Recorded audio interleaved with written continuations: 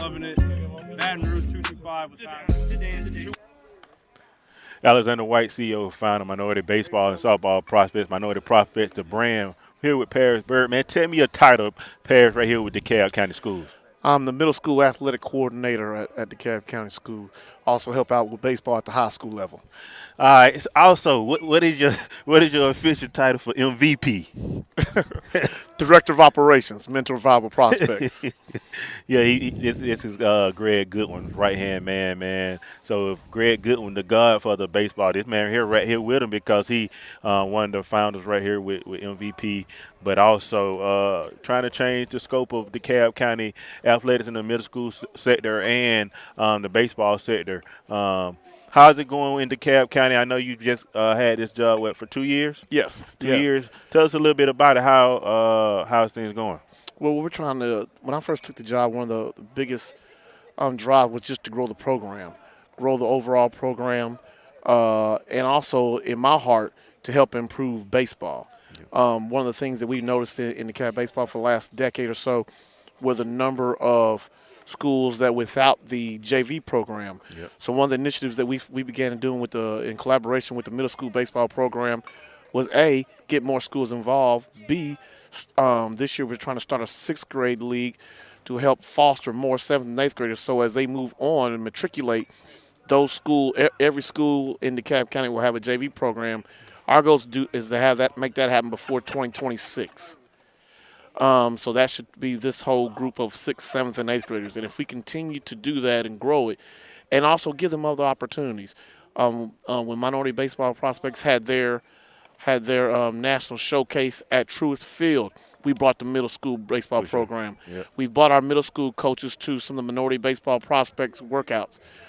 We've been blessed to have people in our community like Marquise Grissom, Antonio Grissom, Lou Collier. They've also implemented work with our middle school kids and work with our middle school coaches last December. So, again, just continue to try to grow the program and also try to grow our equity in sports. Yep. You know, we've increased middle school volleyball. We've doubled the program within the last year and continue to grow. We're looking at possibly add another 4 to 5 schools next year. One of my dreams is to eventually incorporate middle school softball. Yep. Because just some of the same problems that we're having with lack of participation in softball, baseball, we're seeing in softball. Now, one of the part of that is because volleyball, you know, a lot of those athletes that used to only play softball, they're playing volleyball also, and that's during the same season.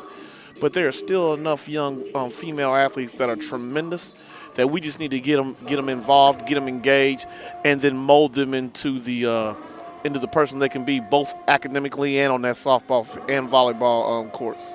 So I know middle school is that pivotal age where a lot of times baseball and softball they stop.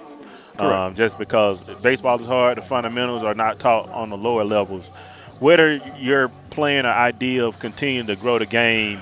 Literally not what we used to have, right? Right. How can we continue to grow that at the bottom level so once they get to middle school and baseball and softball, they're really prepared to actually play a middle school season? Well, one of the things we're doing in DeKalb County, we're implementing elementary athletics and eventually down the line getting them engaged in different athletic activities.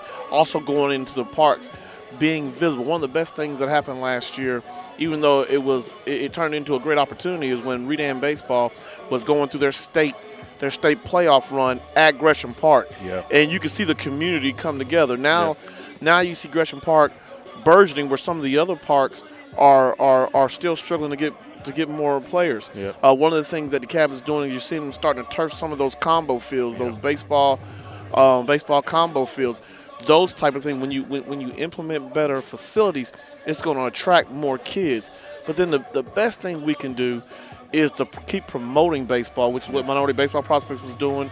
You know, Redan Baseball is one of the best promoters of themselves because of the high quality and the success that they've had over the last 40 years. For sure. So, you know, when you hear baseball, even at the elementary level, and we saw that at Gresham Park, when you see programs like Redan come through, when you see the different activities that are coming on the Minority Baseball Prospects, and also when you see, you know, when we have our showcase every year at Mentor and Volleyball Prospects, you see those kids come in and see and be a part. it's amazing to see, what we're seeing now is some of those kids that we coached in the earlier years of MVP. Now they're having travel programs, and they're reaching down into the middle school level and the elementary level, and they're reaching back, and that's the key. Yep. And that's the key. So we're going to keep as long as there's breath in myself, and like-minded people that help found the MVP and also Minority Baseball Prospect, we're going to continue to do those things and collaborate together. Because the bottom line, the more we collaborate and engage our kids, that's the wins that our communities are getting. No, that's big. That's one thing that Minority Prospects is really trying to do is go around the country and create ground level support.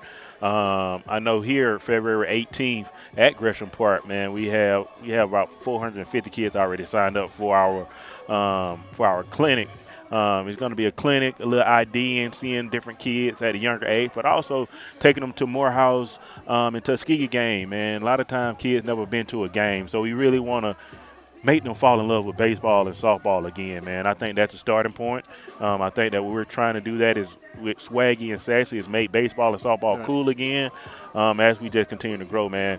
One of the key pillars in Georgia in the game with baseball, man, Paris Burd, man, we appreciate you. Who you got prediction right here, man? You got the upcoming Maynard Jackson team, new coach at Redan, my former assistant, former college coach, Duran McNeely, man. What you got right here? What you thinking about the game today? Well, I think you got two outstanding young coaches, but I'm a Redan man. Even though I've been told many a time I'm not a Raider, Yeah, for sure. but I'm a Raider supporter because I sure. believe in the brand. Yep. And they have one of the biggest brands across the nation. You look across Major League Baseball, you look across the history, the last 40 years, you'd be hard-pressed to find a program that has sent more kids to college and the pro level than you would at Redan High School. Sure. So with that being said, I'm expecting Redan in 5. For sure. Redan in 5, man. Redan in 5. Redan in 5. I was a Redan guy, man, so I got to go with Redan too, man. Tune in. Game starts at 6 o'clock, man. See me throw out a first pitch, man. Might be a little dirt ball, man, but we here, man.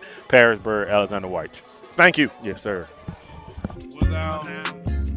Gustavo Nava. What's out? O'Neal Burgos. Hey. What's out? Simple as that. Peace. I'm out of there. Because I am. Hey, my name is Deontay Lewis. I'm from Benedict College, and this is the first ever MSP softball game. And red team gonna win because look